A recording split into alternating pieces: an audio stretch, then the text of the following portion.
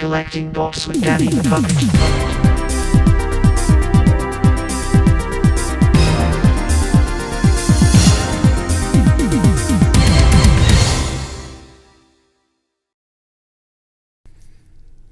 Hiya everyone, it is I, Danny the Puppet, and this week's episode of Collecting Bots is all about Megatron.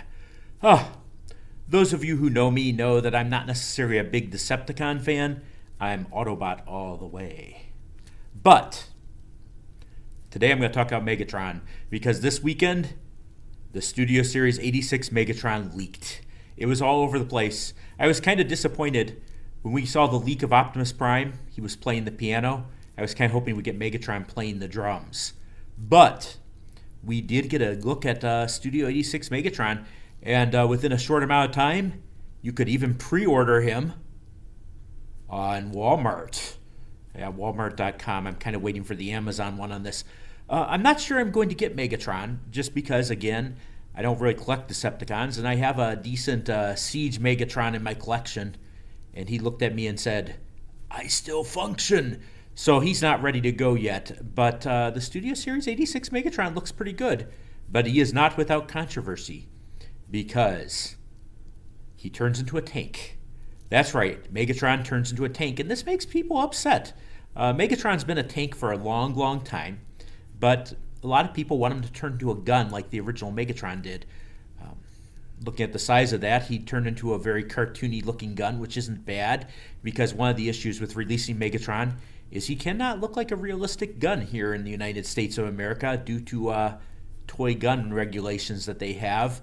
They'd have to give him a huge orange tip on the end of the gun and all that fun stuff. But a lot of people are upset that he's turning into a tank. I think he looks like a pretty good tank, but it brings us back to, why are people upset? Do people think that him turning into a gun really makes a lot of sense, or is it just the nostalgia factor? People want him as a gun because that's what he turned into when we were all little kids. So now, I obviously, again, I'm not a big Decepticon collector, but I do collect a lot of Bumblebees.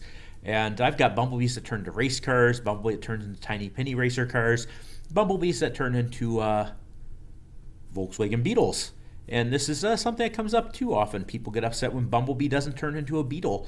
I've actually learned to accept Bumblebee in every form, and I like him as a Camaro, I like him as a race car, I like him as a Beetle. I obviously like him better as a Beetle, but my current favorite Bumblebee is Studio Series 86 Bumblebee, and he doesn't really turn into a Beetle. He turns into a chubby little car that kind of looks like a Beetle, but not quite. So it doesn't really bother me that much.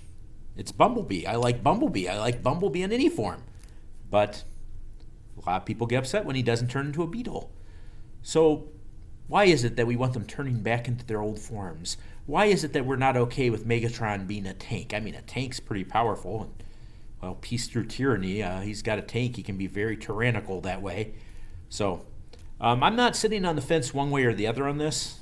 Turns into a gun, that's cool. He turns into a tank, that's cool. But I'm curious what all of you think. Does Megatron have to be a gun? Is it okay that he's a tank? Why do you want him to be a gun? Or a tank, for that matter. They're doing some really neat things in the Skybound comic with him being a gun that kind of looks like a tank.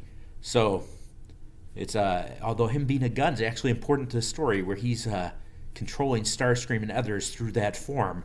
So, it's kind of a neat take on the whole thing. And again, the artist and writer are kind of trolling us because he's a gun that looks kind of like a tank. But leave your opinions here. Tell us what you think. Megatron, should he be a gun? Should he be a tank? Does it really matter to you? That's all I've got for this week in Collecting Bots. I'll see you next week. Thanks for the memories.